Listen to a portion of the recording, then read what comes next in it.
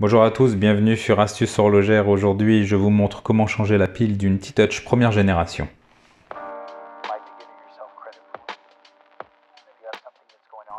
Avant toute chose, assurez-vous de l'état de la montre en testant certains composants comme les poussoirs, la lunette et bien sûr vérifiez l'état du verre et du bracelet. Si vous constatez un défaut sur ce dernier, je vous renvoie à mes précédentes vidéos où tout vous sera expliqué.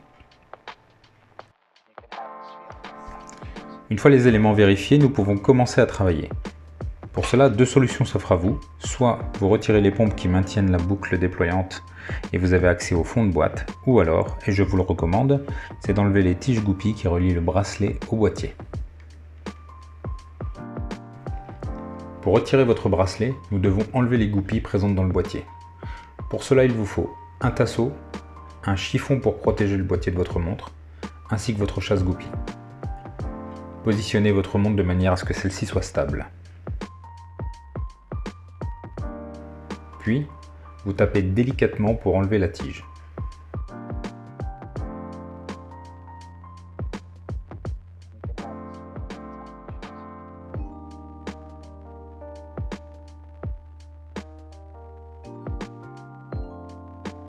N'oubliez pas de retirer le tube dans le bracelet.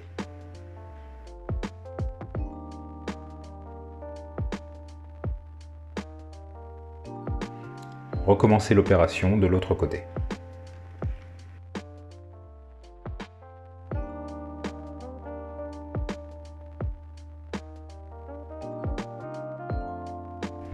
Avant l'ouverture de la montre, profitez du changement de pile pour nettoyer les impuretés qui s'accumulent avec le temps.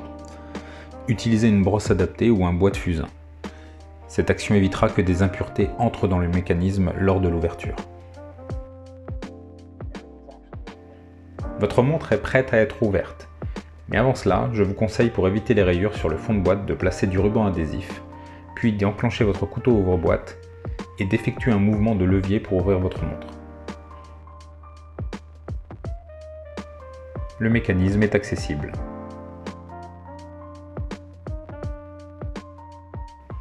La prochaine étape sera de retirer les deux vis qui maintiennent le cache de la pile.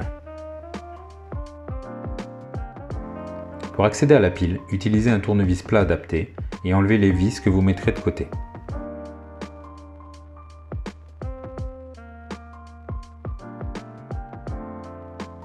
Ôtez le cache-pile et retirez la pile.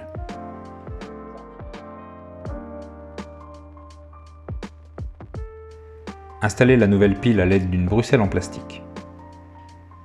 Pour ce modèle de T-Touch, la référence de la pile est une CR1632. Ne touchez pas la pile avec vos doigts, ni avec une bruxelle métallique.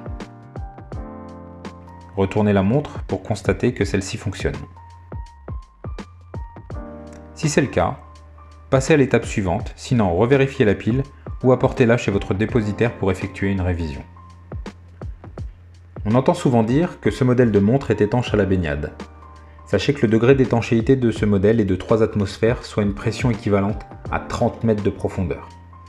Ce qui permet à la montre de résister aux immersions accidentelles, aux fortes pluies et au lavage de mains. Le fond de boîte n'a aucun joint, mais possède une fine couche de protection contre la poussière. Je vous invite à nettoyer délicatement cette partie.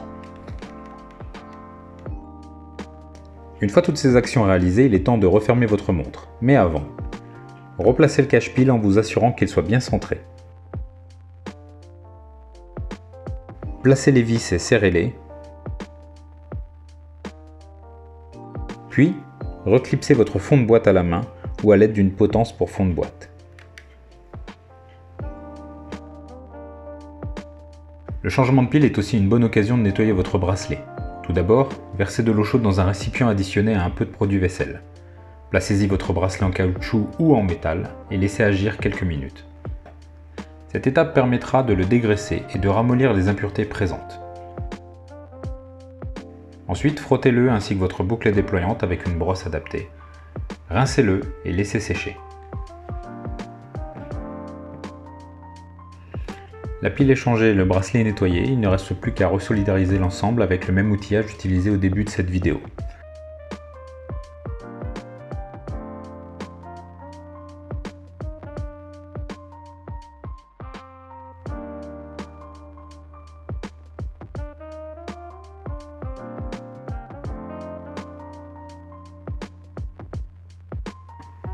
Attention au sens de votre bracelet car votre boucle dépliante doit s'ouvrir dans le sens extérieur de votre poignet.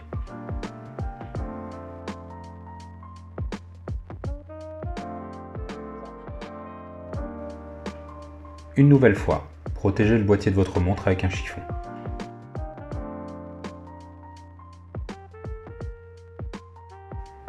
Une fois le remontage du bracelet terminé, il ne reste plus qu'à faire le réglage de l'heure. La montre est fonctionnelle, mais vous constaterez que l'heure digitale n'est pas la même que l'analogique, ce qui peut arriver lors du changement de la pile. Malheureusement, ce modèle a subi un choc qui ne permet pas de rectifier de manière traditionnelle le calage des aiguilles et la mise à l'heure car le tactile ne répond plus. Néanmoins, une solution existe que vous pourrez retrouver dans une autre vidéo de la chaîne. Pour ajuster l'heure, je vous renvoie donc à votre notice ou à la suite de cette vidéo.